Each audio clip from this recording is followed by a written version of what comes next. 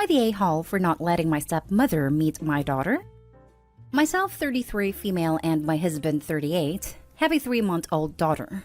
My stepmother is strictly prohibited from approaching me and my baby, and consequently my father refuses to see his granddaughter without his wife. For context, my stepmother had a clandestine termination in her youth, and had severe complications which left her infertile. When she married my father, she immediately came to see me and my siblings as her children, being very pushy and invasive, and wanting to outdo our mother, who is alive and present in our lives. Even when we were kids, the situation made us uncomfortable, and her obsession with motherhood and being our only mother scared us and drove us away completely. My father, wanting her to be happy, started trying to force us to call her mommy. But eventually our mom got our custody and we moved across the country. Over the years, and a physical distance, my relationship with them became more tolerable. There were occasional problems, such as the fact that she wanted to be mentioned as a mother in the wedding invitations, or when she tried to adopt my niece after my sister-in-law's death, declaring that my brother was unable to raise his daughter. Then before the pandemic, she and my father moved to my state, something common for retirees. She then started posting photos of my ultrasounds and baby clothes, with captions like, "Looking forward to my baby's arrival," or "At last entering the journey of motherhood." I scolded her and demanded that she delete the posts, and that's when the physical harassment began.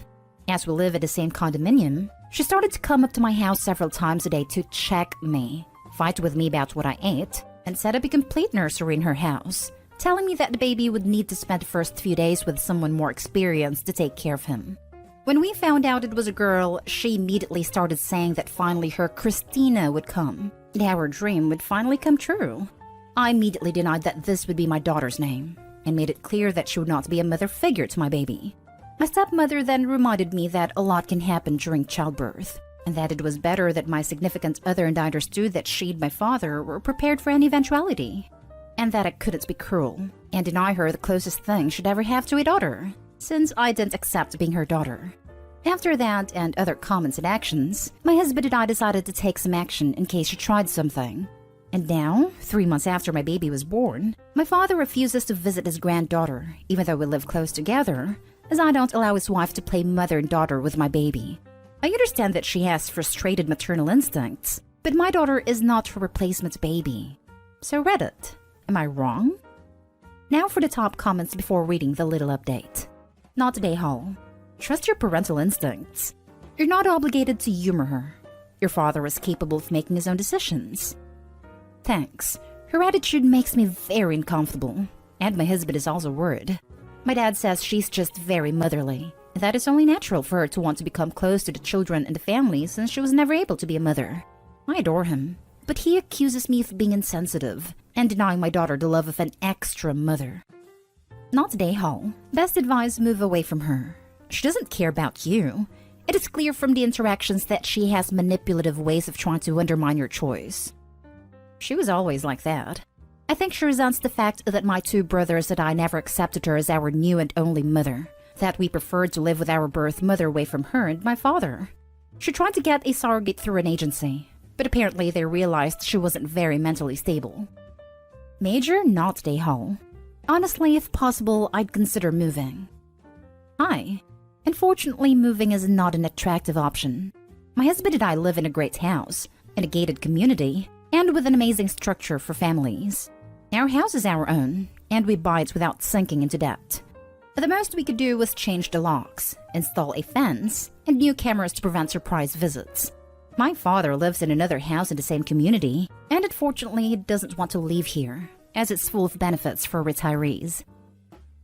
And now for the update. My husband and I hardly slept that night.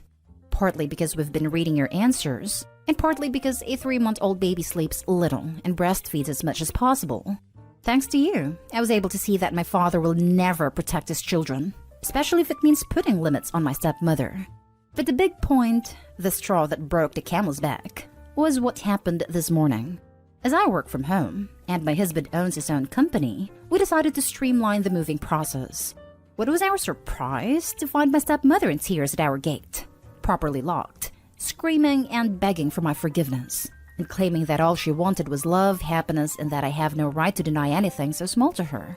For me, it was like coming out of shock. After threatening to call the police, my father finally came and took his wife home. Immediately, I called my stepfather and he and my mother came to pick us up. I was glad he came as he is a very intimidating man, as well as being a retired police officer. We've packed a few essentials and the three of us will be staying at my mom's house for now. She lives in an apartment with plenty of space and 3 levels of security to allow access. We are in contact with our attorney who will refer to us to someone who specializes in family status, and we will seek to get a restraining order under our old address. P.S. To someone who asked me in private, my sister-in-law's death was caused, according to the police report, by an alleged mechanical failure in her car. At the time, with the whole situation going on with my brother and niece, I never really went into the matter. Next story is titled, Am I the a-hole for admitting that my parents and niece are the reason I left? I, 29 male, have a niece, 19 female, and as the title says, she and my parents are a massive reason why I moved away. When she was a little kid, she was unbelievably disrespectful and just downright mean. She would literally scream, yell, and if no one was around, she would cuss at me. And occasionally, she would do random crap that she would have never done if my mother, her grandmother, or her parents were around. For example, she would spit, throw stuff, purposely spill stuff, and if I ever stopped her or told her to stop, she would run to grandma and tell her I was being mean, and I would get in trouble. And if I didn't stop her, I would still get in trouble. Then a month before my 18th birthday, I told my parents that I wanted to visit New York City, and they said that was fine. We live in South Carolina if that matters, and my niece's birthday was 2 days before mine. 3 days before my birthday, and 2 before we were supposed to leave, I already got my bags packed, and they saved up, booked a ticket, and were ready to go. The next day, my parents informed me that we couldn't go, because they had planned a huge surprise party for my niece, but they miscalculated or something, and it was a lot more expensive than they thought. If I remember correctly, it was about $6,000. So they used the money that they saved for the trip on the party. When I asked them why they couldn't just cancel it instead, they got mad and my dad said I was being an entitled brat, and my mom said I was being selfish for not wanting my niece to enjoy her special day. Well, they didn't cancel it, but instead moved it back by 2 days due to some kind of schedule mix-up. I was honestly tired with their bull, so I moved to New York and went to college there, and that's where I stayed. And now I'm an attorney with 2 amazing sons. About 2 weeks ago, I got a phone call from an uncle about a family reunion. It was a couple of days ago. I thought it would be nice for my sons to meet some of their family members, as if I recall correctly, the only people they know are the people who moved up to New York, which is a couple of my cousins and my younger brother. So we went, and when I saw my niece, she acted the same as she did before. Later in the evening, my aunt asked why I moved to New York. My mother answered for me, saying that it was so I could go to college. I found it unbelievably amusing that she thought after all these years that was the reason, so I started laughing uncontrollably. My mother asked why I was laughing, so I told her that NYU wasn't one of the reasons why I left, and it was because they were crappy parents who loved and cared about their crappy granddaughter more than their son, and my niece was, and still, is the perfect combination between a crotch goblin, a brat, and a turd stain. My mother called me an ungrateful, disrespectful brat, and my brother and sister-in-law were pissed. I was a little pissed myself, so I just left. Am I the a-hole? Not the a-hole. And great timing before niece invited herself to visit New York City now that she's an adult. Right. OP, you did the right thing by going away, and now you've had a confirmation that you should stay away. Not the a-hole. The only issue here is the delay. Couldn't you have told them sooner what you thought about their parenting? That putting your niece first and their son second was a failure in itself. Glad you got your life together. I brought it up in the past many times. My father would just shrug it off, and my mother would always say that I was acting/talking silly. When I confront my mom about horrible toxic stuff, not labeling it like that but clearly spelling it out what she did to her, she also likes to say I'm not making any sense or being ridiculous. It means you're freaking right. But they don't understand why you won't just roll over and take it like you're supposed to. Everyone sucks here, but only because of the way you phrased it. If you'd have said something like, I actually left because I couldn't put up with my niece's behavior, and everyone else happily enabling that behavior at the expense of my happiness and well-being, then it would have been a clear-cut not an a-hole. But the phrasing you used there wasn't necessary in my humble opinion. Next story. Am I the a-hole for telling my sister the truth? I, 25 female, took my sister, 16, to coffee on Friday to catch up and spend time together. All was well until she began telling me how much she hated spending time with me as a kid. She exclaimed how all that I cooked for her was Kraft dinner, boxed mac and cheese, every day, and that she hates it now. She added about how it was so bossy he'd never played with her, etc. The initial remark was whatever, but the constant poking fun at me really got to me, and I corrected her. I told her that I was 9 years old when she was born, and I had to take care of her because my mom didn't come home every night. I told her that I was 10 years old trying to figure out how to change diapers from reading the Huggies box. How I was cooking her Kraft dinner every day because I was 11 and she was hungry. My mom had a really bad addiction problem, and we were taken away when I was 14 and my sister was 5, and both given to our dads. We have different ones. They never told her the details, so it was only her memory that was so hard for me. I had been raising her for 5 years, and I felt like she was my own.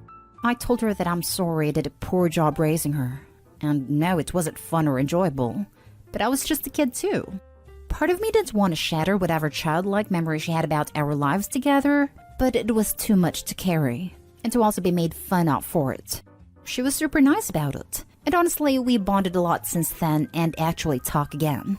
Then I found out that her stepmother had been lying to her about contacting me to see her and telling her I don't reply. I've never been contacted to see my sister. She said she was confused by her memories, but it made more sense now and that she loved me. 2 days later, our mom, who is 5 years sober now, called me screaming about how I got my sister taken from me because I was jealous that she got more attention and I was trying to ruin my mother's life. I told her that I'm not the one who called CPS. My sister's father was, and she just kept screaming and saying that I had no right to dump that on your sister. She has custody of my sister again just this year. Am I the a-hole for outing how terrible our childhood was? I would have loved for my sister to not be hurt or affected by it, but I couldn't bear the blame I was getting. Was it selfish? I thought she'd be old enough to hear the gist of it.